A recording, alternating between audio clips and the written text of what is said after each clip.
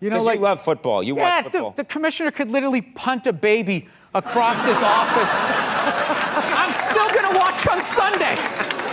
A lot of people talk about stand-up comedy nowadays. Many people often see comedians as celebrities or public figures elevated above themselves, but in reality, most comedians are just ordinary, everyday people like me and you. In fact, I'd say a lot of the best comedians working are the everyman. This brings us to Bill Burr. Bill Burr. Bill Burr. Bill Burr! Who is Bill Burr? Some people describe Bill Burr as one of the greatest comedians to ever walk the earth. Have you ever had a friend who has had absolutely no filter, but you deeply cherish him because he understands you and exactly what you've been through in life?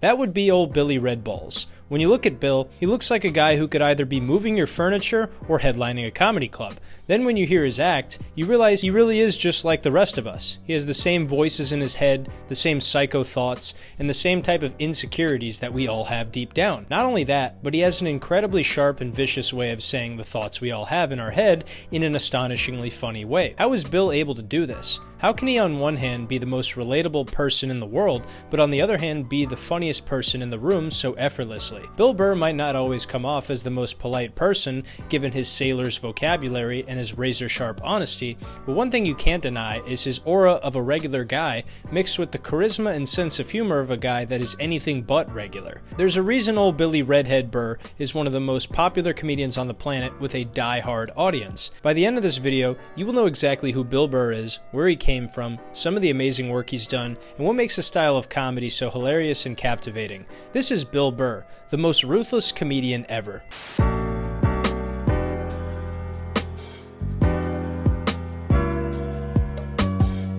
On June 10, 1968, William Frederick Burr was born in Canton, Massachusetts. His mother was a nurse named Linda Ann Burr, and his father was a dentist named Robert Edmund Burr. Bill is of Irish and German descent, as you can tell from his red hair. He also had several brothers growing up. To put it mildly, Bill had a very rough family life, and this led to some pretty early points of trauma in his early childhood. Usually I'm able to find a good deal of information online about a comedian's upbringing and early life, but overall, Bill Burr is a pretty private person when it comes to his childhood, and I totally respect that. So I will be only using a lot of clips from his podcast and stand-up for support, because that's seemingly all we have to go off of based on what Bill has put out in the public.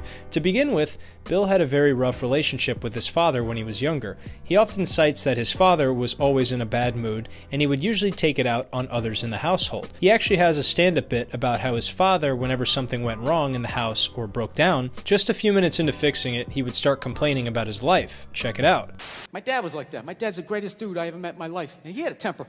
Anytime anything broke in the house, 5 minutes into fixing it, he was bitching about his marriage. Oh, Christ, will you look at that? God damn it, Billy, give me that fucking screwdriver. I swear to God, I don't know what the fuck I ever got married for. It's actually an astonishingly funny bit, but I'd be willing to bet there's a good amount of trauma behind this joke. He also says on numerous occasions how growing up he was very scared of his dad, and how he and his brother would always hide when his dad got home to try and avoid being yelled at. My dad pulled in the driveway. Me and my brother's freaked like, Dad's home. Shut off the TV. Try to hide. Dude, if I stand like this, do I look like a lamp? He won't see me, right? Can I just fucking chill out here? Some of these stories are admittedly hilarious, though. One of my favorite stories Bill shares from when he was a kid about his father was when they had a snow day and school was canceled. I'll let Bill tell you the story. Do you know my dad one time? We had one of those random day offs. He comes home, we're all jumping around and stuff. My dad, hey, he says, what's going on? What's going on? And we're like, oh, we got tomorrow off from school. We don't have to do the homework, blah, blah. And he goes, oh, no. He goes, that's not true. That's not true. Like, yeah, we do. The teacher said. He goes, no, I just heard on the radio on the way back that on the way home, they said you guys have school. We were like, no. They have a parents teacher. And he just stayed with it and just kept going, no. I heard it. We were like, oh, what a ripoff. It's my dad. We believe him. So we went upstairs. We did our fucking homework. He didn't say shit. We go to bed. Wake up the next morning, do our paper routes. Doesn't say shit. Okay, get up at like 6 in the morning, do these fucking papers. We come in, we're eating breakfast, all right? We got all our books, we're showered, we're ready to go to school. We fucking walk out the door. He doesn't say shit. We go down and stand in front of the whole fucking neighborhood, who all knows his day off. Stand under this tree waiting for the bus. He finally gets in his car to go to work, drives down the end of the driveway, rolls down the window, waves at us, and drives to work and left us there. And how long did you wait for the bus? Till a fucking neighbor drove by with their kids. Like, the bus usually They're going came- to a water park. I don't know where they were going, but they were going like, there's no school. And they were like, oh, our dad said there was school. So it made us all look like idiots. I remember calling up my dad. It's the first time I used the F word, and he didn't care. He was laughing so hard. What a hilariously insane story. As a kid, this probably sounds miserable and like you were abandoned by your father because you have a narrow worldview. But there's something so damn funny about the idea of Bill Burr's dad driving by and watching his kids wait for the bus stop after gaslighting them into believing that there's actually school when they know there wasn't. That is some Norm Macdonald level trolling on display. I actually found a clip very recently of Bill Burr that I had never seen before, and in this video he shares a few stories about his family from when he was younger. You'll immediately notice this isn't the Bill Burr that you're used to hearing. He starts off by talking about dating a new girl and how after many months she really wanted to meet his parents, and this worried him. I was dating this girl like 2 years ago. I've been dating her for like 8 months, and she wanted to meet my parents. She was really giving me shit, like, how come I haven't met your parents? Oh. And, I never brought anybody home to meet my parents. I was like 30 years old. Never brought anybody home. I didn't ever like meeting people in general. So she's like, how come, what's wrong with you? How come you don't want to meet me, bring you home to meet your parents? This is probably the most vulnerable we've ever seen Bill Burr, next to the time he talked about Patrice O'Neal on Late Night with Conan O'Brien. Bill also reflects on how this wasn't just with the woman he had in his life never getting to meet his parents, but anyone who was a part of his life. I started thinking about it, like, not only had I never brought anybody home, a girl home, and I was 30 years old, I'd never brought anybody home. Even like back in like first grade, like second grade, I had friends and I just never brought them home. So I started thinking, like, how the hell did that start? Bill never really let anyone that was in his life over to his house to meet his folks because he had this crippling anxiety that his family and their bad energy would ruin anyone close to him's perception of himself. He then shares a story about the time he was waiting at the bus stop with some of the other students he went to school with, and how the stop was close enough to where his parents started arguing and you could actually audibly hear them at the house yelling at each other. I'll let Bill tell you more about it. I think it was like when I was first grade, we used to have a bus stop, and it was like right out in front of my house. So my parents used to always be arguing. And my dad was like a maniac, always screaming, God damn fucking bitch. Just total psycho. My dad was like a complete psychopath, Like his nickname in my house was called The Thing. Because that's what he was. He was this fucking thing. That like if he wasn't around, we'd say, dude, is The Thing home? If he wasn't home, you could chill. He was just like never in a good mood. So one day I'm down at the bus stop. There's like, 10 other kids down there. And we're all like in first grade, second grade, third grade, waiting for the bus. And it's like towards the summertime, so my parents got like the windows open and shit. So I can start to hear like an argument starting, like, well, what the fuck do you mean you didn't know? And I'm sitting there going like, please let the bus come, please, for Christ's sake. And all of a sudden, you goddamn fucking bitches, screaming and shit. And I remember just looking at all the other kids' looks on their faces, like, I guess, this is like way before cable, so most kids never even heard curses, so they couldn't believe it. And that's when it really hit me that, man, my family's really screwed up.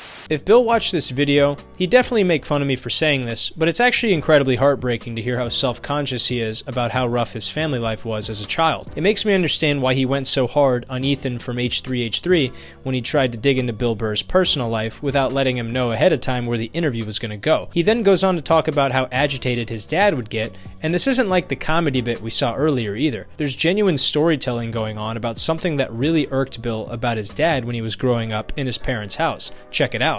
And I really get like I'm a 6-year-old kid again, like getting all nervous, like how my dad is gonna like act, because it's like embarrassing, I mean, I remember like he was one of these dudes where like I don't know, he's just always in a bad mood. Like if you try to like teach you something, he'd say it once, and then when you didn't get it, he'd just say it louder and louder. And I remember at 6 just going, this guy he's retarded. Like I remember we got a dog, and he's trying to teach this dog how to sit. All right, it's a dog. It doesn't speak English, and he's sitting there going, he's going, all right, sit. It's a little puppy. Sit down! I think this is something that most dads do, especially with pets, but I could see why this, amongst all other things, really made it hard for Bill to understand his dad. This next part I'm about to show is where it really gets interesting though. Bill tells the story of joking around with his mom and how it would drive his dad crazy. I'll let Bill share it. I think the worst thing he ever did to me, this is the one that really kind of made me like the anxious, like worrisome person that I am. I remember it was right around Christmas. I was really thinking this because I was driving this girl up for Christmas. He was giving me shit one day. He always hated when I was joking around. I think making my mother laugh somehow was, I don't know, bug him or whatever. So he kept giving me shit. Come on, man, you keep joking around, giggling all the time. You're acting like a little girl. And I'm thinking, like, because he's always fucking with me. I go, oh, God, here's a new angle. You ask him for a football for Christmas. You're acting like a little girl. What the fuck's wrong with you? And I'm just sitting there going, Jesus. So like 2 weeks later, it's Christmas time. I got like 4 brothers, right? And we always sneak down to go look at the presents. So we go downstairs, right? There's all these gifts down there all wrapped. And we're all looking to see who got what, There's all these little tags, to Ed from Santa. Be like, to Bob from Mom and Dad or whatever.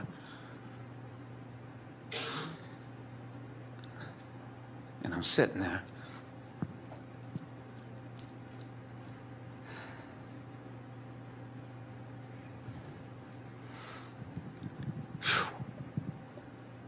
Just wait a second.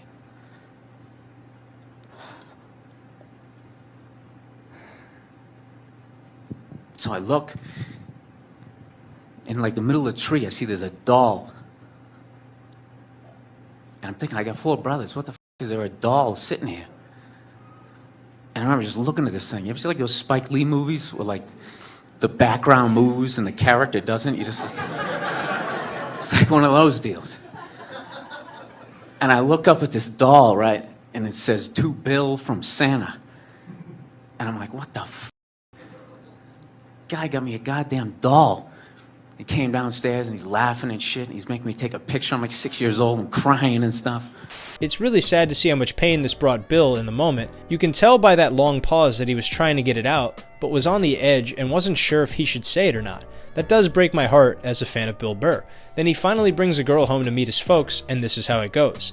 And I'm thinking of this shit as I'm pulling into the driveway and I'm like freaking out because I'm finally going to bring somebody home to meet this fucking maniac.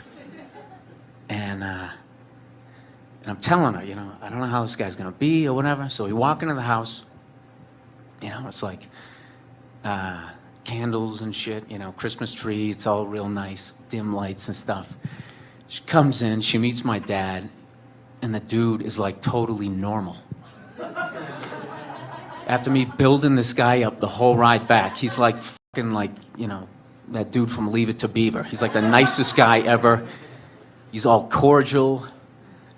And I remember I'm just getting like pissed at the guy. Going, why isn't he being a dick? And she's sitting there like taking me aside going, he's the greatest guy. And I can't believe you're saying all that stuff. He's smart, he's intelligent, he's so interested in what I have to say. I remember I was so pissed at the guy. This kind of made me chuckle a bit based on the story from earlier about Bill's dad trolling him and his brother and saying they had school, and now he's like, why won't he be the same way he was to me to this girl I'm introducing him to? Then when he ends the set, he talks about how he wishes he understood why his dad was like this. So he ended up being like the sweetest guy ever, and there was nothing anxious about it. I worried about it for I don't know, from the beginning of the time, dating girls like 15, and I just ended up feeling really stupid. And I was kind of pissed. I was just looking at the guy going, why the fuck couldn't he have been like this, 20 years ago when I needed him to be like that, rather than, being the way he was. But, I always want to talk to him about it, but we don't communicate, so I guess it is what it is. And that's my story. Thanks. Maybe some of you have seen this side of Bill Burr, but I had never seen this clip before, and it really came as a shock to me the first time I watched it. To see Bill being vulnerable and putting his neck out to tell a story like this from his childhood that was so humiliating to him. After his early childhood, Bill Burr attended Canton High School, which is a secondary school located in Norfolk County, Massachusetts, from 1984 to 1987. It was during these formative years in high school when Bill started to take an interest in stand-up comedy. After graduating from high school, Bill would attend Emerson College in 1990, which is a private college located in Boston, Massachusetts. He would spend his time at Emerson studying radio until he graduated in 1993 with a bachelor's degree in radio. While attending Emerson, one of his professors was David Foster Wallace, who was well known for being an American novelist and writer. Growing up in the suburbs of Boston, it was a guarantee that you'd get your balls busted by a bunch of different people, no matter who you were. Bill was clearly no exception to this, and got his fair share of ball busting. However, this brutal environment of being put on the spot constantly, all the time, and viciously roasted caused Bill to sharpen up his defenses and his ability to talk crap. He developed a keen sense of humor being around fellow massholes all the time, and this led to the candid and unfiltered perspective Bill holds that we've all come to know and love today. Before Bill started doing stand-up comedy, he worked as a forklift driver in a warehouse. Bill talked a lot about how he really enjoyed the independence and liberty that came with working in a warehouse. I didn't mind working, but it had to be fun. That's why I liked working in warehouses. I liked blue-collar jobs because there was this thing where you were working, but you weren't in like this office or this cubicle. You weren't in this designated area. It switched. You had different job sites, and everybody was fucking funny. Like, I had a buddy of mine, he did construction, and I went over to his job site one time, and dude, they were the funniest motherfuckers, and they had like catchphrases. They had this thing where they would do if anybody bitched, they would just like, someone would be like, where the fuck is my nail gun? I blah, blah, and you hear somebody all on the other side of the house just go, wah! And do like this baby thing, this wah thing, and that's what they would get. Because Bill actually went on the record to say, quote, "If my boss gave me a rough time, I could just get on a forklift and just like drive away," end quote, which is a pretty funny way to escape the conflict at the workplace. Then on March 2nd, 1992, Bill Burr would perform stand-up comedy for the very first time at an open mic in Boston, Massachusetts. Given a lot of Bill's experiences with his family, living in Boston, and his unapologetically honest opinions, he would write a lot of his early material about these experiences that he had. He was only 23 years old when he started, so it took Bill several years to find his voice and determine how he was going to share his experiences from his childhood in a humorous way. Some of Bill's comedic influences include George Carlin, Richard Pryor, Patrice O'Neill, Sam Kinison, and that hypocrite Bill Cosby. After just a few years of doing stand-up comedy, Bill would move to New York City in 1994 to seek greater notoriety and opportunity. He started to appear in numerous shows, performing stand-up such as Showtime at the Apollo in 2000, Comedy Central Presents in 2003, Just for Laughs in 2004, One Night Stand in 2005, and Live at Gotham in 2006. Also during this time, he co-starred in the TV series Townies in 1996 and appeared in Two Guys and a Girl in 1998 and Law & Order Criminal Intent in 2002. Then in 2004, Bill would make a few appearances on legendary Comedy Central sketch show Chappelle's Show, and this would continue to grow Bill's popularity as a comedian. Along with that, he very quickly became a regular on the New York City comedy scene and built a reputation for his no-nonsense, irreverent style of comedy, which as we know often revolves around his observations on everyday life, relationships, and societal norms. Based on this type of comedy being so relatable for so many regular people, Bill was set to blow up at any moment. After many years of working hard, living in New York City doing stand-up comedy, Bill eventually got passed at the Comedy Cellar, and he actually shared a story of some advice he received from Dave Chappelle in the late 90s when he was performing at the Comedy Cellar. I'll show you right now. Dave Chappelle, I remember in like 1998, he said to me, he was sitting on the stairs waiting to go on. I was on stage at the Cellar, the stairs you come down. Yeah. I was sitting there and just waiting to go on, heard some of the stuff I was doing, and he told me, he basically said, the road that you're going, he goes, it's going to take you longer, but when you hit, you're going to hit hard because, basically saying it was a solid foundation. And that, like, him just taking 3 seconds to say that to me, like, sustained me for like 4 years on the road. To hear this advice from a comedy legend seems absolutely astounding. Dave probably had a massive influence on Bill too, since they were on Chappelle's Show together and worked at the Comedy Cellar, so something like that must have meant the world to Bill. Then in 2006, Opie and Anthony from the Opie and Anthony radio show had started a comedy tour that would be called the Traveling Virus Comedy Tour, which featured some of the greatest comedians in the world at the time, and Bill was invited to come perform at all of the shows. Having been a regular on the Opie and Anthony radio show, Bill would accept this offer and was eager to perform on this comedy tour. Bill had absolutely no idea what was about to come though, and how participating in this tour would lead to one of the most legendary and iconic moments in comedy history. The Philadelphia Rant from Bill Burr is one of the most iconic and legendary moments of comedy to ever take place. It is a legendary rant that took Bill from being a really funny working comedian to one of the biggest and most popular comedians to ever pick up a microphone and tell jokes. To get a crystal clear understanding of what happened that day, we need to start off with the full timeline of events. The Opie and Anthony Traveling Virus Comedy Tour started August 5th, 2006, and the first city was Worcester, Massachusetts. Obviously, this was in Bill's home state of Massachusetts, so Bill performed on this first show and did absolutely fantastic. Then a little over a week later, the next show was set to be in Philadelphia at the Wachovia Center on August 15th, 2006. That night, the lineup of comedians was absolutely stacked with names such as Patrice O'Neal, Ralphie May, Tracy Morgan, Bob Saget, and so many more, but the Philly crowd was just not having it that night. In the beginning of the show, one of the comedians was booed off stage. I did a lot of research, but I couldn't actually find out who it was that got booed off stage. But then comedian Rich Voss went second, and he was also booed, but what he did was he said, "If you keep booing me, I'm going to bring back the first guy," and this won over the crowd temporarily, but it ultimately gave them the power of deciding who was worthy and who was not.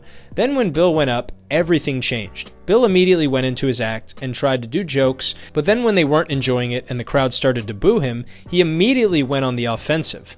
I'm cooking my brain talking about nothing. I'm just walking around like, yeah, I just got a cheeseburger. Oh, f*** all you people. You know what, you fucking losers? I hope you all fucking die, and I hope the fucking Eagles never win the Super Bowl. Go f*** yourselves. All the years of living in Boston and having his balls busted came out in rapid succession. Bill was not going to take any crap from these disrespectful drunk morons who didn't even deserve a comedy show, quite frankly, and he absolutely laid into them. If you think that this one clip is where it stops, then man, are you in for a treat. He proceeds to go so much harder and starts wishing them death. Check it out. Hey, throw out some topics. Let's talk about heart disease, something you're all gonna fucking die of, and I'm gonna laugh at your fucking funerals. It's gonna be great. You're all gonna get fucking cancer, which is fantastic because all your fucking heads are shaved anyways. No one's even gonna notice. You're gonna get fired for coming to work too late because they're not gonna notice that you have fucking bone marrow cancer.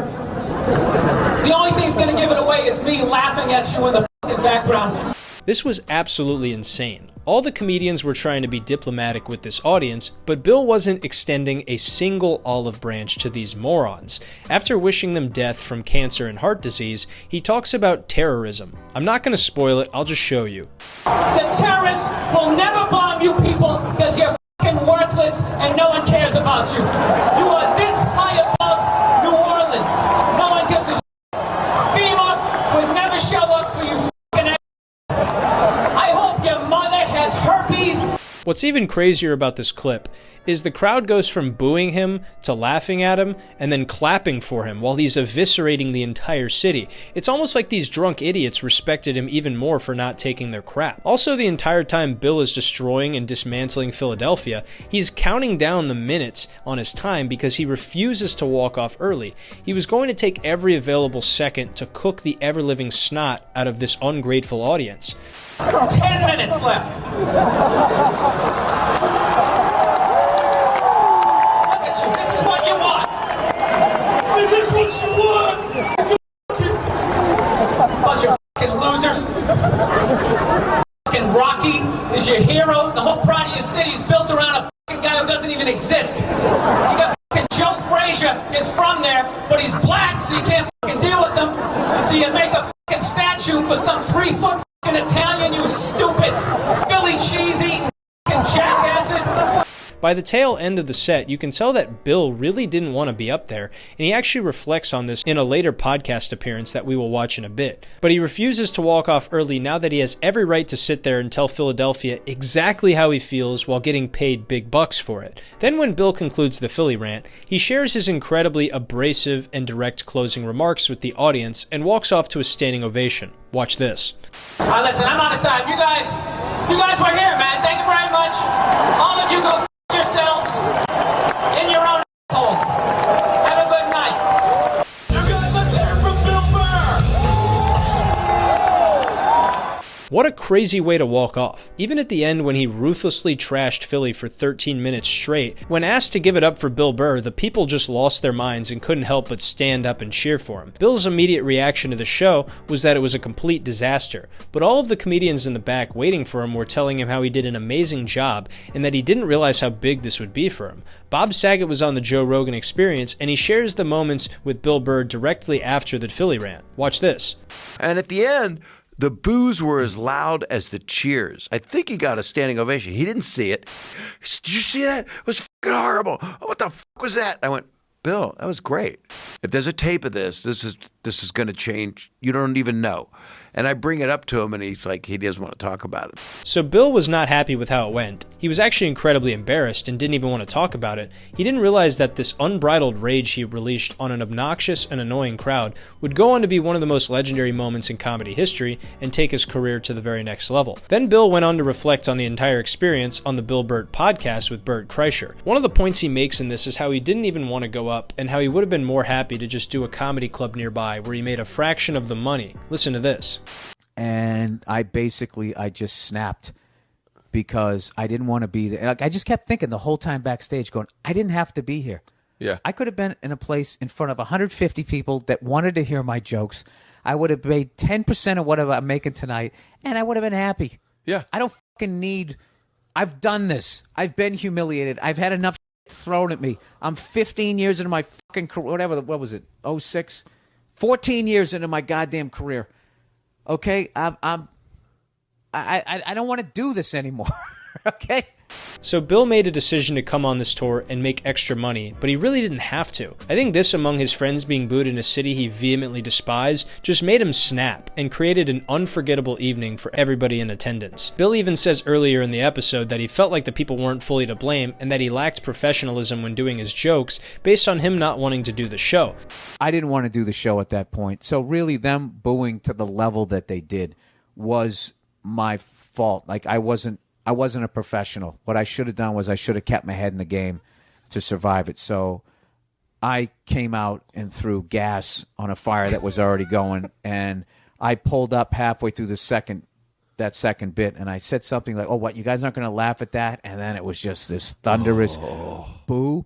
I think Bill is being a little too hard on himself given the circumstances, but this level of honesty and self-reflection is still nice to hear because he was really embarrassed and upset about the way he handled things. He even admitted that he didn't sell a lot of tickets immediately after this happened, but it still went down as a legendary moment in comedy history. Despite the fact that comedy fans loved the way he handled it, he stuck to what he felt was true and how he probably went a little too hard and a little too far on the Philly people. That being said, Bill was absolutely in the right to make fun of these people, in my opinion. Bill also tells the story about how he knew things were going bad with the show early on in Philly when he saw that Tracy Morgan went up and walked off very early. Listen to this part. I knew something was fucked up when Tracy Morgan went out, and he was supposed to do 15 to 20, and he pulled up at about 7 minutes, 50 seconds in the middle of a bit, just stopped and went, "Thank you, good night, God bless," and just put the thing down. And you know that deal, dude. You do those uptown rooms, yeah. They boo in those, and you go into the black rooms enough, you can feel a boo coming. Yeah.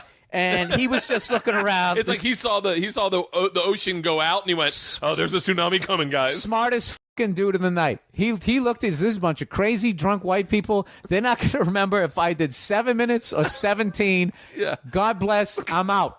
So all in all, this night was not set up to be a spectacular success for any of the comedians. Hell, Dom Irrera, who's from Philadelphia, got booed himself. That didn't stop Bill Burr from snapping and going on an absolutely ruthless tirade that really just solidified himself as one of the greatest and most unfiltered comedians to ever walk the face of the planet. This was the legendary Philadelphia rant of Bill Burr.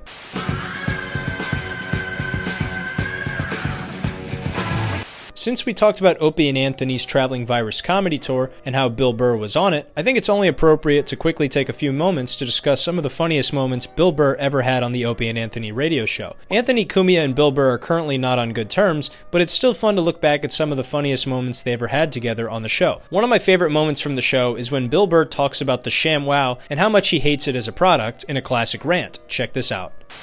I ordered the ShamWow.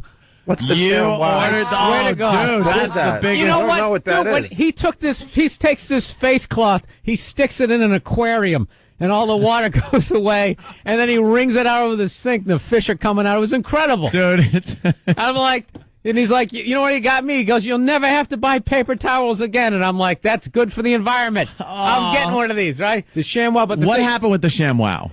I might as well be wiping up water with this plastic bag. That's about how good it is. You just move it around. Dude, I'm on a hardwood floor, and I can't get it all up. And when did it sink in that, oh, my God, I was ripped off? The second I got it, and it smells bad, the whole thing. But I continue to use it because... Were you so excited when the package came in the mail, like, oh, my ShamWow is here? Oh, I was literally expecting... I was going to go stick it in the toilet to do a demonstration. And see how much it absorbs. Yeah, check this out. And just wring it out to the top of the toilet. I love this. What a hilarious rant on how trash ShamWow is. Just hearing Bill Burr boil down anything that's phony or faulty is absolutely hilarious, and I could listen to it all day long. Another hilarious story for me was when Bill tells the stripper story from when he was on the road with comedian Joe DeRosa. I absolutely love this one. We're working the improv, and so I'm not going to say where, just in case they're listening there. So these two come out to the show, sit in the front row, titties out, the whole damn thing, right? Talking to them, lady, figure out that I'm pretty much thinking that they're strippers, right? So it's the end of the weekend. I had a great weekend, and the whole staff, everybody's going out. So I'm buying some rounds. So the first comes in, and I just bought Joe a drink. I'm like, hey, you want something to drink? She's like, yeah. So I get her a drink. We're talking or whatever. And then like 10 minutes later, the second one comes walking in. The first girl was cool. Like the first stripper was cool, but the second girl had a voice that literally could break the glass on those flat screen TVs. I wanted to fucking choke her. So she comes up to the bar and she just says, hey, titties all over the bar. She looks at me. She's like, hey, Bill. She's like, what are you drinking? And I already know what she's doing. I'm like, well, I'm drinking an Oktoberfest. And then there's like an awkward pause, and she's just like, how is it? And I'm like, well, it's delicious, right? And then once again, typical stripper. She's like, well, there's no money to be made here. Moves to the next, which is Joe. And then she goes, Joe, what are you drinking? And Joe gets this and grin on his face, and he goes, a Bud Light. Why? Would you like to buy me one? Right? Dude, and me and the other stripper just start laughing our asses off, and now this girl's like caught. She's like, what? You don't think I'll buy a round? I'll buy a round. And then Joe goes, yeah, why don't you buy it? Buy a round. Why don't you pay it forward for every fucking guy who ever bought you a goddamn drink and you took it and you walked away? I love about Joe. I had no idea that he hated women more than me. You should have seen. I love how Bill has to end the story by saying that he had no idea that Joe DeRosa hated women more than he did, while laughing his ass off at the same time. It's absolutely hilarious. Another insanely funny story Bill shares with Opie and Anthony was the time he got arrested for drinking and driving in Boston. This one speaks for itself. I'll show you a bit of the story. Yeah, I got pulled over, and it was brutal. I blew like a 1.9, just open and shut case. Yeah, that was the 80s, dude. Marginal. It was the 80s. That's impressive. It was the 80s. I went big. Now, .08 will get you, right? Yeah. Oh, it was .08 back then, too. So basically, I went in there, and I was just going to plead guilty. So I was just going to show up there with nobody. My dad was going, you need counsel. You need some counsel. So he ends up hooking me up with one of his patients who was actually a tax attorney for a drinking and driving case. And this is how he knew my dad was. He basically, the lawyer had gotten drunk at a barbecue, fell down some stairs and knocked his teeth out. That's how he met my dad. So I'm sitting there scared to death, not knowing what's going to go on. And I say to my tax attorney for my drunk driving case, I go, I'm not going to take the stand, am I? He goes, no, don't worry, I'll handle this. And I go, right off the bat, Mr. Burr, will you take the stand, please? And then immediately, my stupid attorney starts acting like he's shuffling papers and stuff. Oh, no. And I just remember being up on the stand, and I'm just sitting there going, the guy's going, so you agree under the penal code 76950, blah, blah, blah, and I was literally going, look, all I'm saying is that I was drinking and driving. And the guy goes, so you agree under the penal code? And I'm looking over at my lawyer. He's pretending to write. Isn't he supposed to be helping you? Dude, he was such a tool. Like, he literally was, we were walking into the courthouse, like, as we were walking in, he was reading my police report, which was hilarious, but tragedy plus time. The time hadn't happened yet. He's like, hey, you remember saying this? Like, I swear to God, laughing at the police report. And I'm like, dude, this really isn't that funny to me right now. This bit is really funny when Bill just breaks down a terrible mistake he made as a kid, but he can do it in a hilarious way, just describing the entire thing. It's also funny to know that Bill Burr's dad knew the judge who was ruling in the case. Another moment I'll share is when Bill Burr was at a club on the road and he got a letter from one of the audience members. I'll let Bill tell you the story. A woman got kicked out of one of my shows, and she was such a control freak that she wanted to sue the club. She didn't want to pay, and they said, no, you ate and drank, you're paying. So she leaves, and like the next day, the improv miraculously, even though the whole crowd cheered when she got kicked out, they got a letter from some woman in the crowd who 100% agreed with this woman and didn't agree with me at all. Wow. Can you believe that? I've never had anybody do that. That's what I wrote her back. I wrote it back. In all my years of dealing with drunks, all the deplorable behavior, I've never had one stoop to the level of impersonating an impartial member of the audience in an effort to justify their pathetic behavior and try to get me kicked out of a club. You ought to be ashamed of yourself. The fact that this woman had the balls to send a letter while pretending to be someone else in the audience is crazy. And Bill was absolutely right to say that she should be ashamed of herself. And of course, we'll never forget all the legendary moments of Patrice O'Neal and Bill Burr on Opie and Anthony at the same time, arguing or laughing at something together. Here's one of my favorite moments. Well, he cleaned up the area. He cleaned it out. That's what I look at. Same thing down in New Orleans. New Orleans was a cesspool. He cleaned it out. Absolutely amazing. And People think this way. I'm telling you, this mayor, he should just shut his mouth. The reason he wants a black America is because that's the only way he got voted in there. Sir, that's what I think nature has a way of, taking care of itself, but you can't start. You don't think it has anything to do with the fact that those cities were near the ocean? Yeah. Yeah, well, that's what he does. He goes in and he just cleans out America. What about the cities that are f***ed up that are landlocked? Well, that's when Americans go in and we clean them out.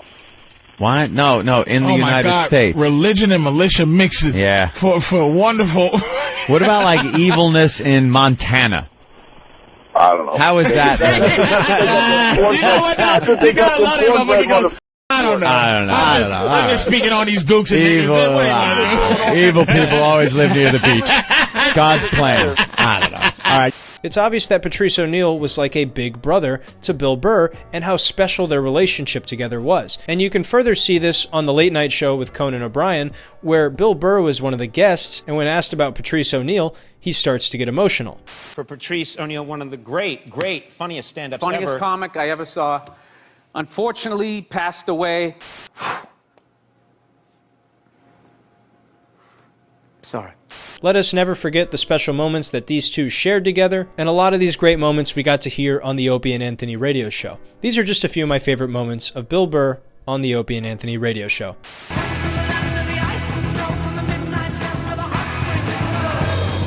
Even though stand-up comedy is the meat and potatoes of what makes Bill Burr so special and talented, he's also had numerous roles as an actor in movies and TV shows. I mentioned a few of his roles on television earlier, but he had several other roles over the years that we will cover in this section that are much more significant. From 2011 to 2013, Bill Burr played Patrick Kuby in Breaking Bad. This is one of his most iconic roles to date, and clips and memes are still shared around the internet involving Bill today. He was also on the cast for The Kroll Show featuring Nick Kroll, where he plays Detective Smart. Sharing the screen with fellow comedians always was a place of comfort for Bill after being seen in numerous episodes of The Chappelle Show in the early 2000s. Another fun Easter egg is that Bill Burr actually voiced the character Jason Michaels in Grand Theft Auto 4. Here's a line from the game. Jason, I haven't seen you around much, man. Yeah, but f***ing this Russian broad broker gets a psycho daddy real mad. These were small roles though, but in 2015, Bill would create the American adult animated sitcom F is for Family along with Michael Price. The series is set in the 1970s and revolves around the Murphy family, particularly Frank Murphy, who's voiced by Bill himself. Frank is a short-tempered, foul-mouthed, but loving father and Vietnam War veteran who works at Mohican Airways as an airport baggage handler. The show explores various aspects of family life, including parenting, work, relationships, and the challenges of raising kids during a time of social and cultural change. F is for Family combines humor with darker and more dramatic elements, addressing issues such as changing dynamics of the American family, the challenges of the working class, and societal norms of the 1970s. The show received praise for its unique blend of comedy and drama, as well as its authentic depiction of the time period. Bill Burr's distinctive voice and humor contributes to the show's irreverent and edgy tone. The show had a very dedicated fan base and was a very successful project for Bill, but it would unfortunately end shortly after the start of the pandemic on June 12, 2020,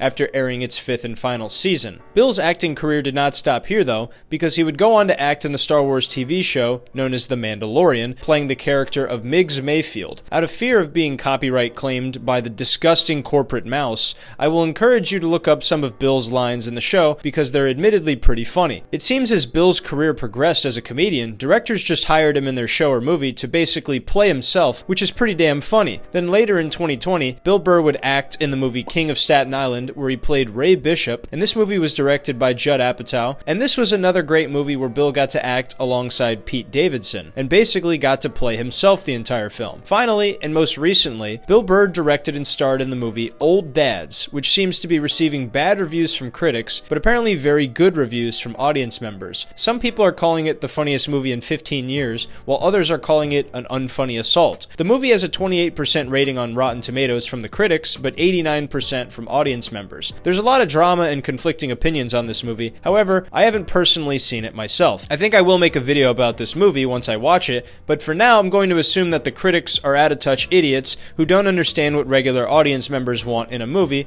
but that it's probably also not a 90%. The truth is probably somewhere in the middle, but all in all, Bill Burr is a stand-up comedian, but outside of his mastery of comedy, he's also a successful actor and director with several more tricks up his sleeve, and this makes him multifaceted and much more talented than your average comedian.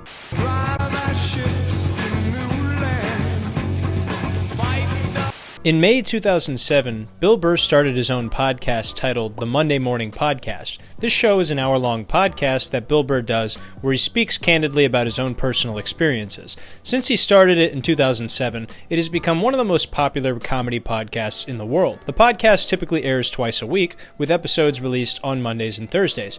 Unlike a lot of other comedy podcasts, the format of the Monday Morning Podcast is largely unscripted and conversational. Bill Burr uses the platform to share his thoughts on a wide range of topics. He often goes on humorous and sometimes rant-filled tangents, providing a raw and unfiltered perspective. Some of the topics he touched early in his career were current events, going on tour, and sports, and some of the more modern topics he talks about, his personal life and experiences, pop culture, and some modern political and social issues. One of the distinctive features of the podcast is Bill's solo delivery. Unlike many podcasts that involve multiple hosts or guests, and sometimes use the guests as a crutch, Bill primarily speaks directly to his audience, creating an intimate and conversational atmosphere. He also incorporates ad reads into his episodes, injecting his unique comedy style and delivery into the promotional content. All of these aspects of the show make for some of the funniest Bill Burr moments we as an audience have ever gotten to hear. One of my favorite rants Bill has ever done is when he goes off on an angry woman that sent an email to him and called him a misogynist. This woman lacks any empathy for men, so she goes off and Bill, in response, rips her a new one. Check it out. Hey, Bill. I love the clueless email questions from your male listeners. That's always a great way, by the way, to get the other people to listen to what you have to say. Right out of the gate, just start insulting them and talking down to them. The guy was asking, why is it never enough to please a woman? Since he admits he isn't home a lot, I'm guessing his wife/girlfriend is doing all the dirty work for him.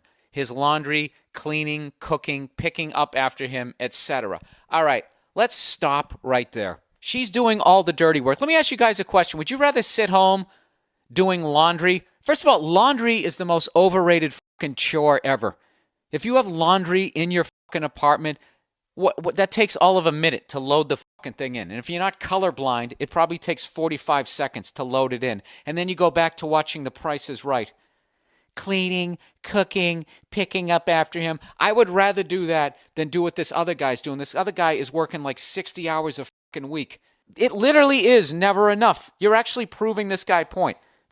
So she says, my husband does the same damn thing. I'm like, what can we do for fun today/tonight? And the only thing he can come up with are things that interest him. Well, what can you come up with? Can you come up with anything that doesn't interest yourself? You selfish You're doing the exact same fucking thing. And it's unbelievably selfish for you to sit here and have like a day that's for both of you, and it has to be 100% about you.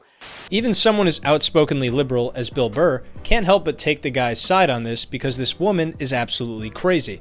On top of destroying this woman with his rant, Bill also talks about how hard it is to succeed as a young man in your 20s trying to chase a dream, and how he lived that life for many years, and how a lot of girls simply don't understand what guys have to sacrifice in order to make it happen. Listen to this. This guy is out working his fucking ass off. This is the thing that women don't understand. What they don't understand is, this is, maybe I'm being a moron again, or a douche, as this lady says. I think a lot of women don't understand what it takes to be successful. What it takes is sacrifice. And in your 20s, you have to work your fucking ass off. That's what I did for 5 years. My first 5 years in this fucking business, I had no girlfriend. I had no social life. I had nothing. All I was doing shows and fucking rubbing one out. That's what the fuck I did every goddamn day. I went to work.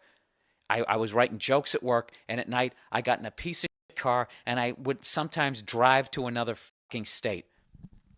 And you know why I had no girlfriend during that time? Because none of them could understand what I had to do to get where I am today. All of them were giving me shit. You're doing stand-up again tonight? Do you realize how many Richard Pryors are fucking working at a Home Depot or Jimi Hendrix because they hooked up with the wrong fucking twat who talked them out of their goddamn dream because they didn't want to hear it, because they said you needed some sort of responsibility. This fucking guy is doing the right thing, and she's calling him selfish. He's at work busting his trying to get ahead. So when he's 40, he's not a fucking loser. And he has, and they all want the fucking house. They all want it fucking yesterday, but they don't want to get through the bullshit of it. They don't want to go through the bullshit of it where you actually have to not see him for a little while. This is not only a very true rant in regards to how hard it is to make a dream come true in your life, especially in your early 20s, but how a lot of women nowadays don't understand that men have to work a lot to build the life that they themselves desire most of the time. Some women, not all, please don't freeze my bank accounts, good lord, some women talk about wanting a man who makes a lot of money, but then in the same breath, they will also complain that he's not around as much as they'd like him to be. That's because he's hustling. Bill also breaks the mold when he provides genuinely decent and sincere advice to listeners who are either going through a tough time or just want to know how to do something. One time a guy emailed Bill Burr about wanting to try stand-up comedy, and Bill gave some genuinely good advice to this guy. Listen to the advice. Bill, I'm a cubicle-dwelling, suffocated engineer in Texas. I was rushed through the college machine with all the rest of the cattle, destined to find a job. I wish I'd followed my desire to be some sort of a writer. And after listening to your podcast, among others, and hearing from friends that I should have, I wish I'd given stand-up a shot. Well, now I'm 30 years old, staring down the barrel of 35 more years as a cozy, smug engineer, making 6 figures, but hating 5 out of every 7 days of my life. I don't have any wife or kids, but I feel like I'm too old to jump back into being a starving artist. What do? I would never tell somebody who's got a 6-figure paying job to jump into this fucking awful business. You think you're hating your life now? Just picture hating 5 out of every 7 days, except you're making fucking low 5 figures, and you're old now, and nobody wants to fucking book you, and you don't have any wife and kids. I'm telling you. I'll give you this advice. If you decide to become a fucking comedian, there's no turning back. You can't even consider quitting, and it has nothing to do with fucking talent. It has to do with desire. What I would do if I was you, I would keep my 6-figure job, and I'd start doing some open mics. This is genuinely good advice. He's not being extreme and saying quit everything and chase this dream that you're unsure about, but he's also not saying to never ever try it because you'll never make your dreams come true.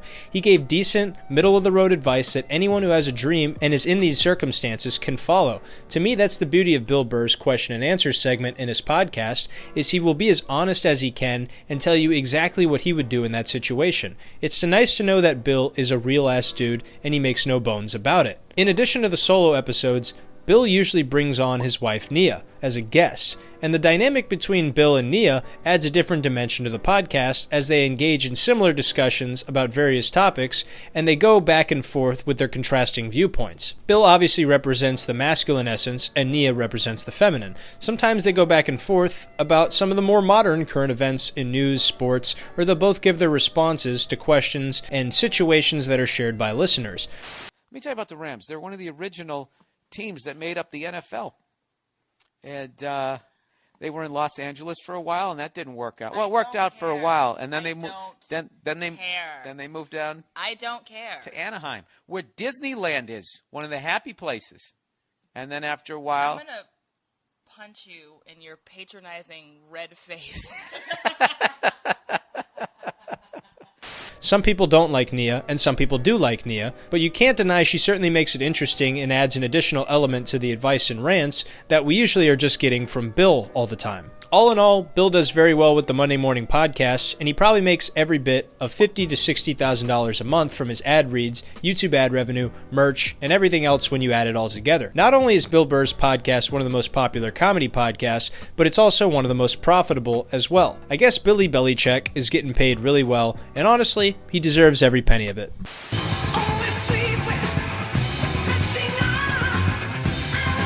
In addition to having one of the most popular comedy podcasts of all time, Bill Burr will also bring the heat to any podcast he himself goes on, literally and figuratively. Now, a lot of you know exactly where I'm going with this. The first person I will be covering is Ethan Klein from H3H3 Productions. Ethan Klein was an internet comedian who then became a podcaster, and when this happened, he would sometimes have some really awkward episodes in the beginning because it was a very new outlet for him. Now, when an internet comedian is funny online, it's all well and good. I'm not discounting what they do, but when he had on Bill Burr, who's an actual stand-up comedian who deals with everything funny all the time and is used to busting balls and getting his balls busted all the time, it got a little awkward for Ethan. Some of the moments these two had on their podcast is incredibly difficult to watch.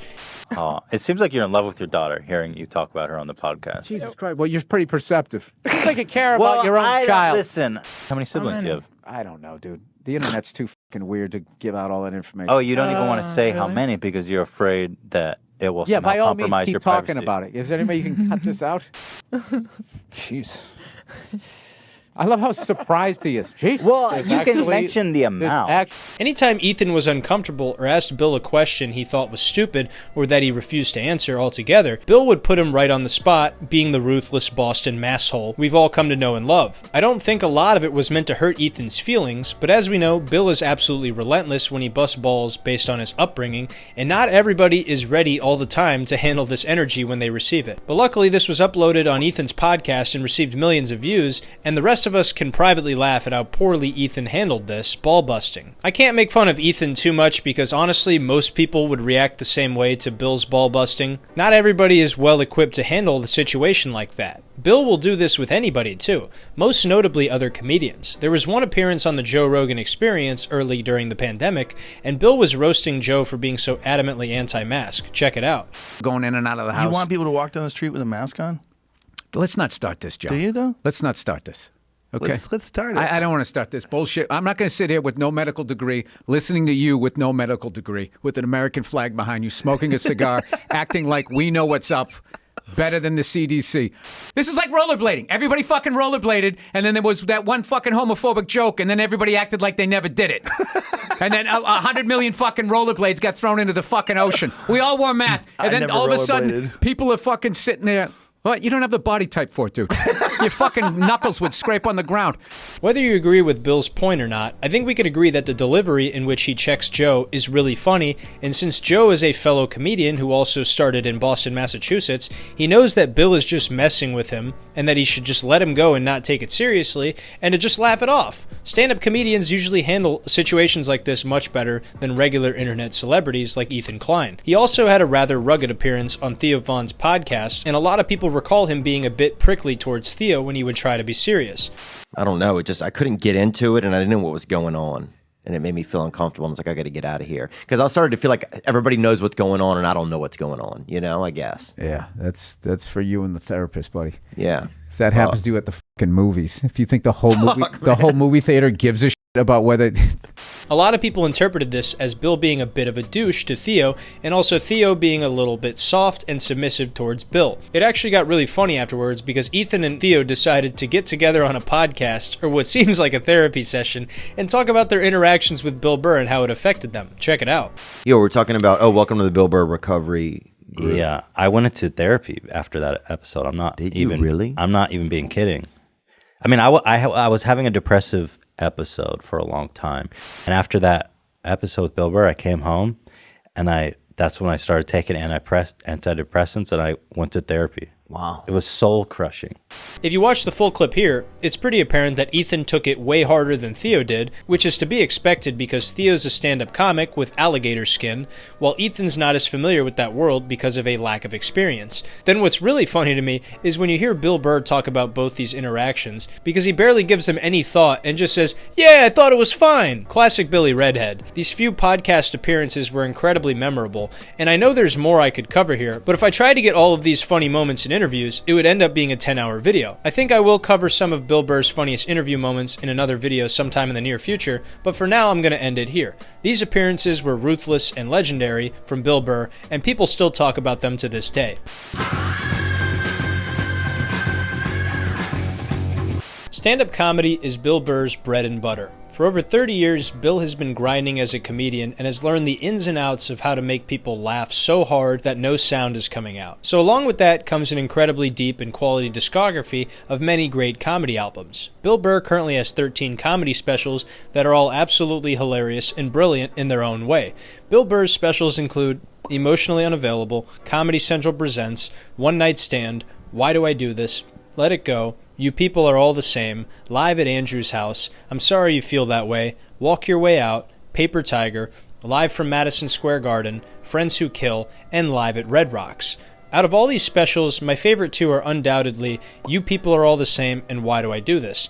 Before I dive into why these two specials are my favorite, I'd like to share some bits that are noteworthy to me because Bill has some of the funniest comedy bits in the world, in my opinion. In his album, Emotionally Unavailable, he talks about how some black guys will get racial with white guys, and how white guys can't get racial back, or else this happens. Let me play it for you.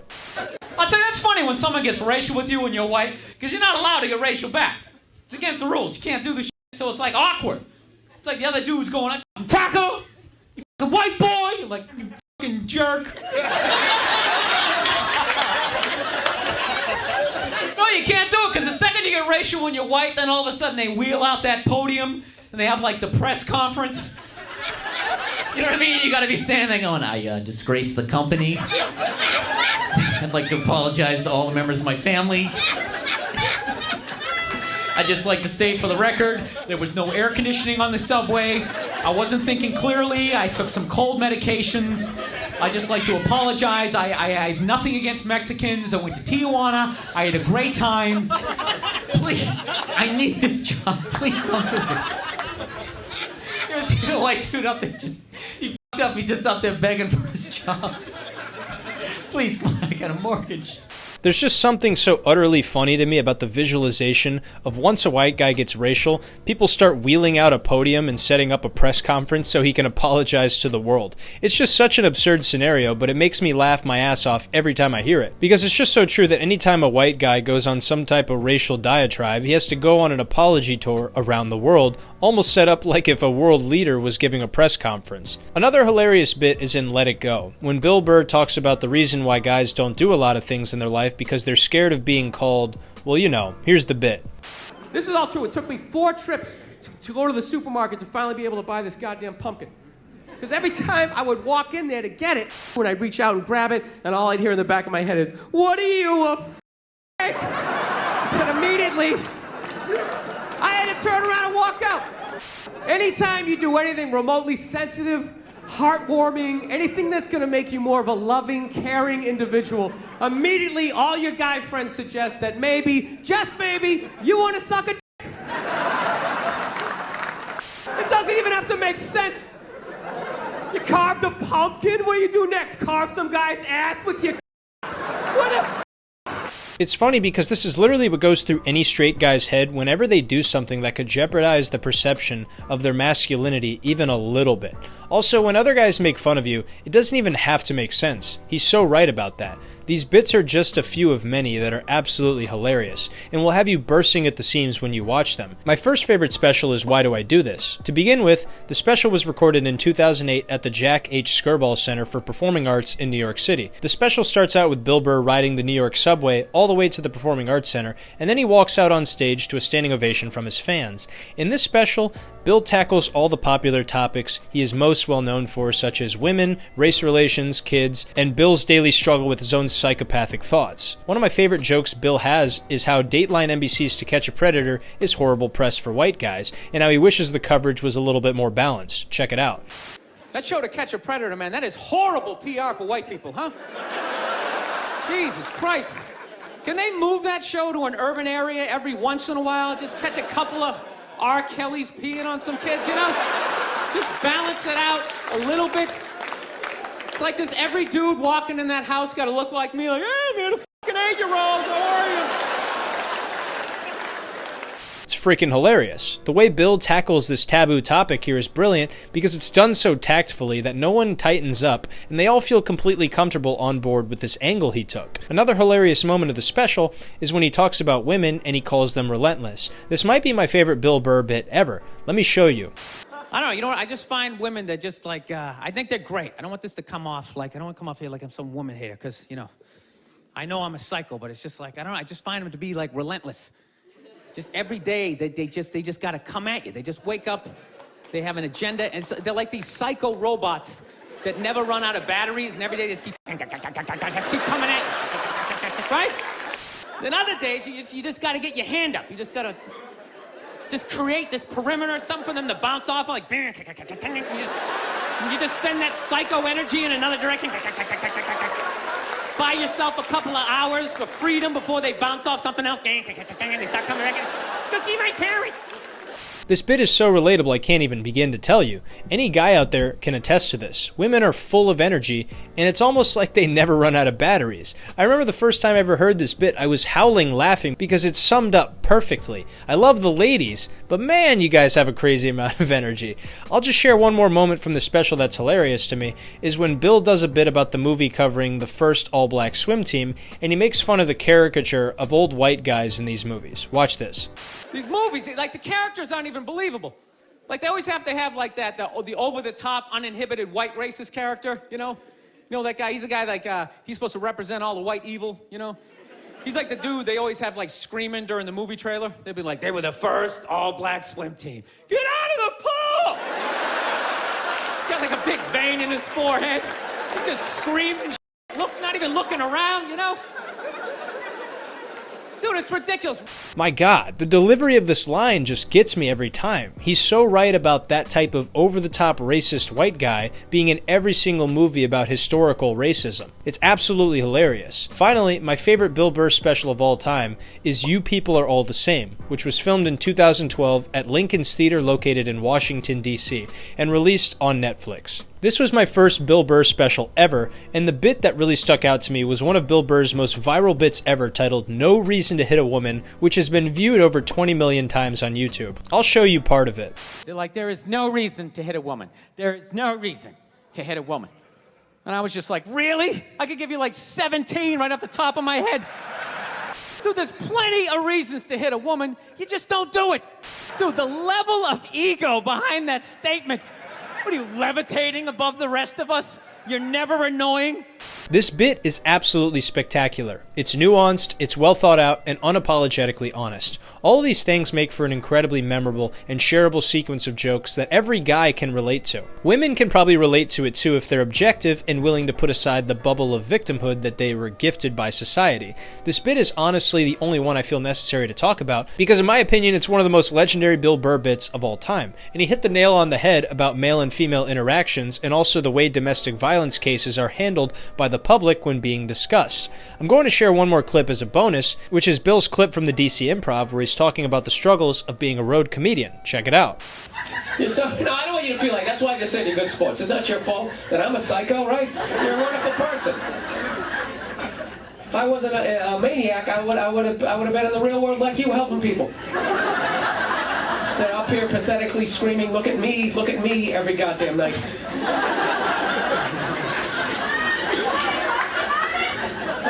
Sure, I'll talk about it. What do you want to know about it? What do you want to know? You want to know what it's like to sit in a Red Roof Inn in the middle of f***ing Nebraska?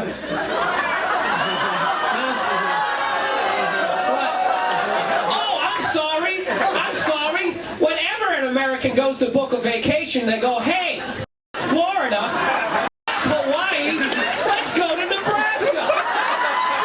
And you know what? Guess where we're staying, sweetie? The Red Roof Inn. Right across from the Denny's. Grand Slam breakfast every f***ing night. This entire video I hadn't seen up until just a few days ago, but I'd recommend watching it if you've never seen it before because it's amazing. All in all, Bill Burr has a long and distinguished body of work that speaks for itself, and he has proven time and time again why he's one of the most ruthless, honest, and relatable comedians on the face of the planet.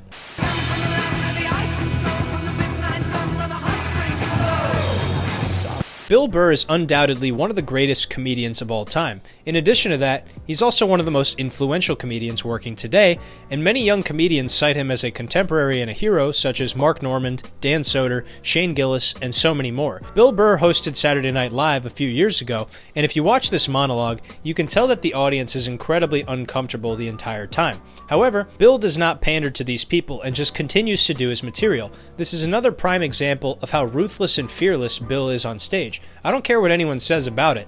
Bill Burr's SNL monologue is one of the best we've ever seen because he embodies what a comedian should be. He's funny, and he knows his jokes are funny, so he refuses to pander to the people who start to get tense and uncomfortable. He could go off course and do something else, but he refuses to do that because he's a strong sledgehammer of a comedic force that believes in what he is saying. He's not scared of people not laughing. He's been through things that are much worse than that. He grew up in Boston. He was mercilessly roasted and made fun of there, and then he moved to New York City and became best friends with Patrice O'Neal, who was even more ruthless than Bill was. Why would he be scared of you not laughing when he's been roasted by Patrice O'Neal for years?